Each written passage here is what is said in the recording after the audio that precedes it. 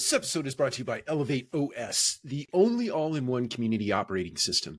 Elevate OS transforms property management, combining resident engagement, reservations, rent payments, maintenance, and concierge services into a single super app. It also uniquely integrates access control, intercoms, package lockers, and thermostats, eliminating app fatigue and redefining modern apartment living. Visit elevateos.com/MMN for a free demo and see how they can help you level up your operations. Welcome to another episode of the Multifamily Collective. It's very late evening, or not quite dark outside, but definitely later in the evening in Atlanta, Georgia, and I'm in capping the day.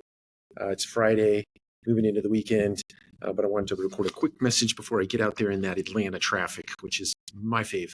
So when I talk about the Agentic Web, so I've been researching a lot lately, some of my night table reading, my early morning reading, research, that kind of stuff, around the idea of Agentic Web or Agentic websites. And really it boils down to whether you're in the multifamily industry or in broader industry, you have to start thinking about how you're designing your websites, especially if you're in the early innings of creating a new web experience for consumers of your goods or services.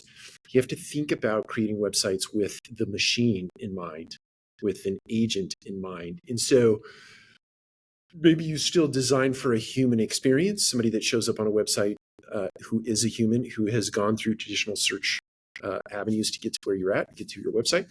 You certainly have to design for that, but on the backside and potentially in the future, the not too distant future, you're designing for a machine to actually scrape your site to yield answers to consumers who are using agents to get to information, and or other websites that are scraping your website to get to information to yield to a consumer, ultimately to a human.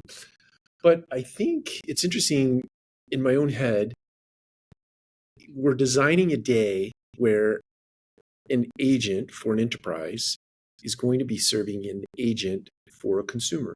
So a consumer will have its own proxy, it will have its own digital version of itself, a digital avatar that gets an instruction and or maybe not an instruction. It just goes out based on, let's use me as an example. I have these behaviors that I've been playing out online for a very long time. And whatever venue that's been in, if it's Facebook, Instagram, TikTok, etc., whatever it is, doesn't matter.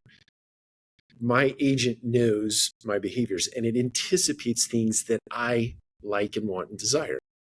And my digital version, digital Mike, is going to either serve those things up on an automatic basis. If it's time for a vacation, or it's time to go out to eat, or it's time to do whatever it is, it's going to yield that thing up to me. And it might come to me by voice, might come to me by email, might come to me by text message, etc.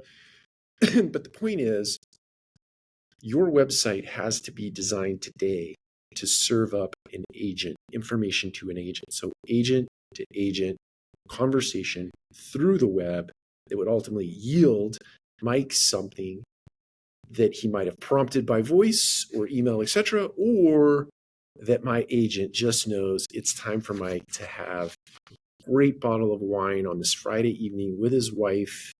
They like these kinds of wines. Let's go ahead and put in an order at Amazon or wherever I get my wine and have it delivered so that he and his wife will have a nice evening. So my encouragement to you today is this: if you are not designing for the future an agentic sort of geared website, you should start today. It's not too late. We're all in the early innings of figuring out how to get machines to talk to machines. But get ready, especially those of you in the marketing areas of your business, marketers, and working with your website designers and agencies. You have to get this stuff going and moving as quickly as you possibly can. Take care. We'll talk to you again soon.